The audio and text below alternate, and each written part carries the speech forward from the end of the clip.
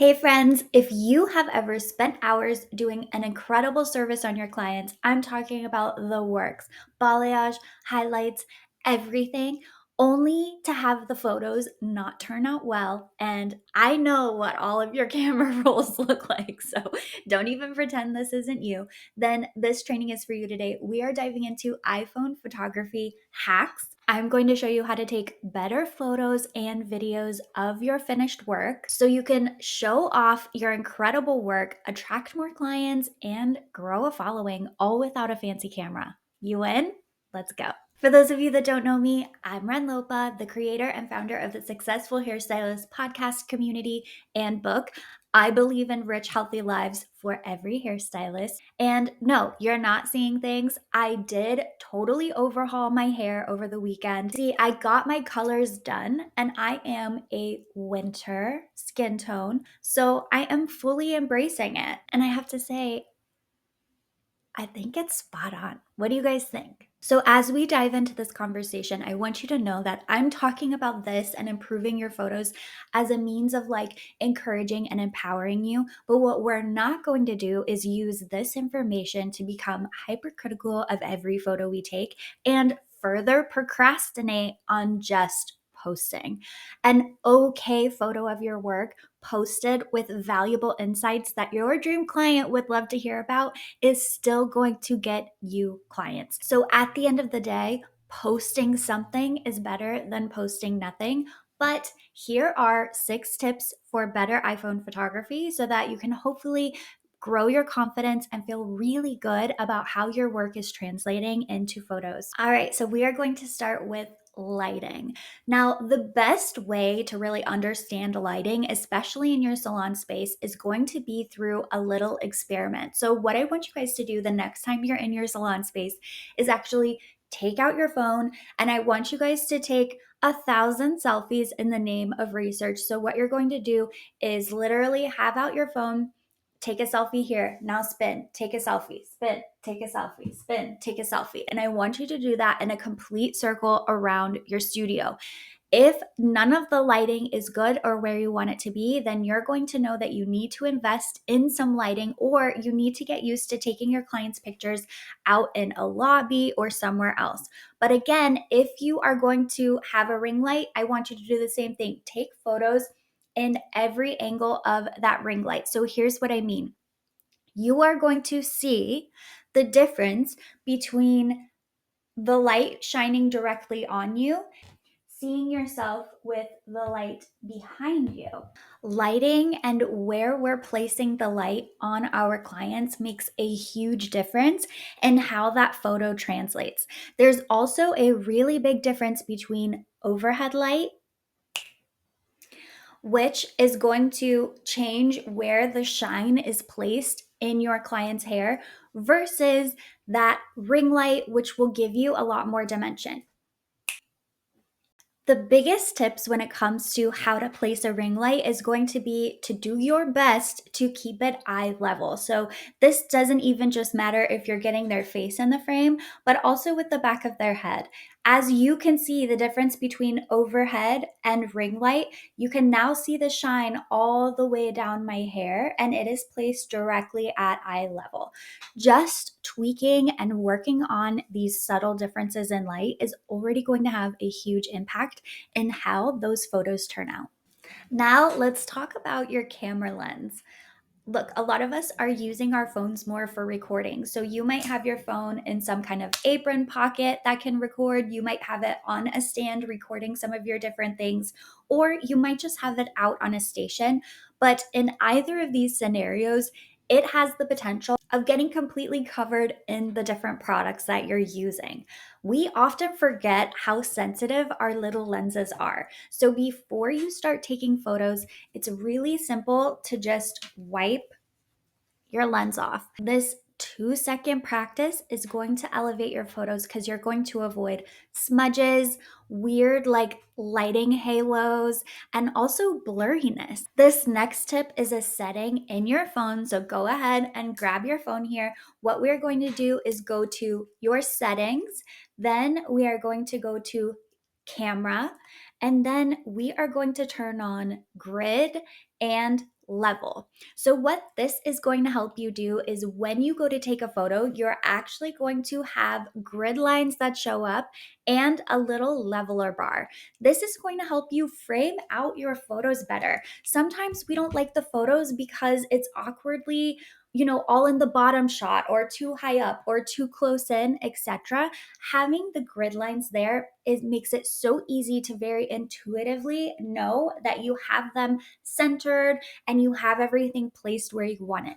It's also a good idea to make sure that you're taking photos in the right shape. So if you're primarily posting photos that are square, automatically have your camera take square photos. That's another setting that you can set up. All of this is going to help you get it right from the point, like almost like pre-edit or start thinking about the editing process when you're taking the photos and make your life so much easier. All right, this is one of those little known secrets that nobody talks about that actually makes a huge difference in how your photo comes out. And that is whether you are in photo mode, portrait mode, or video, it's important for you to tap the screen in order to hone in the focus. A great way to go through this is I want you guys to, again, take out your phone, go to take a picture of something and tap on different parts of the screen. So I want you to tap in the upper right corner, tap in the center, and then tap in the bottom. You are going to see in real time how the light changes from being maybe overexposed to perfect. The focus changes where some of it might be super, super clear now, while other parts are blurring out, even in a regular photo. This really matters because so many times I've gone to take photos of my clients and then been so mad when the background is in focus and the hair isn't. Like, has that happened to you guys? So, this is going to solve that problem. And when it comes to choosing between photo and portrait mode, it's really up to you what look you're going for. Sometimes, for me personally, portrait mode kind of blurs the edges of the hair too much to where I'm not really happy with how it's looking in the end. So, but experiment, see what you like and what looks better, but don't forget to tap that screen. If you find yourself regularly bummed out by how your photos are coming out, try filming video instead. So, what you can actually do is just have your video rolling while you're, looking at their hair, adjusting it, coming over here, just have the video rolling the full time. And what you can do is when you watch the video later, you can actually pull still frames out of the video either by screenshotting or putting it into a different video editing program that will let you pull high quality images. But this can really help because sometimes the video allows us to be a little more free and have more movement to where you might be happier with how the images are coming out versus like a very static posed photo. In the same vein, turning on live photos might also really help you with this because with the live photo setting, you're actually getting a few seconds of the photo where you can go in and select the one that you like the best as the main photo without losing quality. Also, when it comes to video, it's just so important to make it interesting, whether you're running your fingers through the hair, they're maybe shaking their head a little bit, you're maybe walking a little bit, maybe you're just zooming in and zooming out. Find ways to add a little bit of interest to your videos. So again, you have some variety. When we pigeonhole ourselves into one thing, we can often be disappointed by that. So be a little bit more experimental. And I mean, it's taking me longer to explain it than it does to actually just do it in real life. So also don't get in your head about this is going to be weird. This is going to be awkward. My client isn't going to like this. Like, they aren't going to know what you're doing with your phone. Like, just play around a little bit and see if that can help you like the photos better that you're taking in the end. All right, I've given you all of these tips for your iPhone and how to use that tool as a better way to take photos.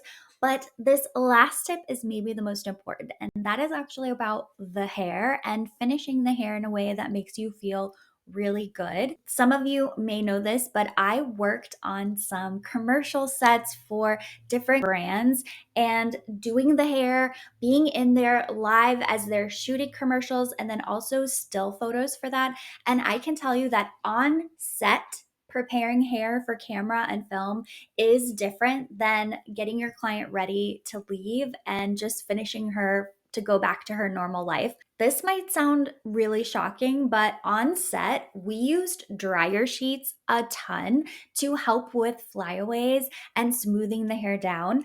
I don't know what is in them or why it works, but it is amazing if you just run the dryer sheet. If your client has frizzy hair or you didn't have time to do a super smooth blowout or curl their hair, etc., dryer sheets can really help save some of that. So that's a number one tip, is keep some of those dryer sheets handy.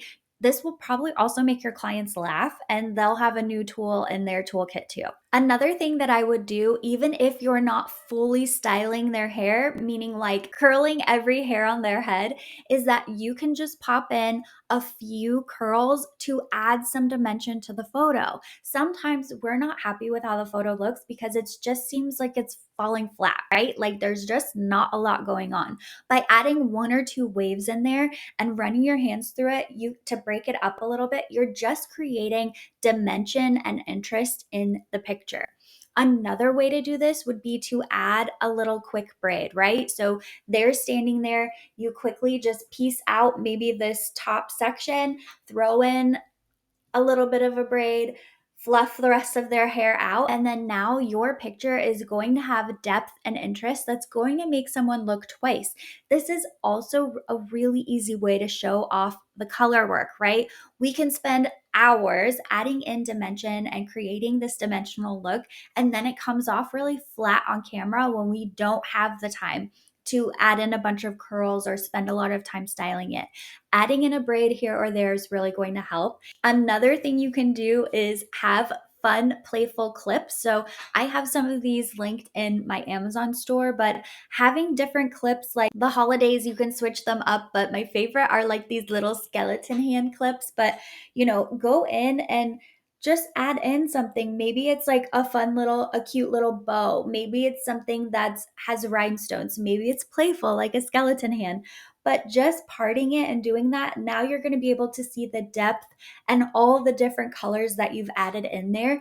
That alone, again, can help add dimension to your photos to where you feel like your color is being better represented. All of these tips are going to make your finished look incredible and interesting as people are scrolling, and also show off your work better, whether you had a full time for a complete glam or it's a simple blowout that you're showcasing. Here are some bonus iPhone edits that you can make to your photos that don't take away the authenticity of what you're doing.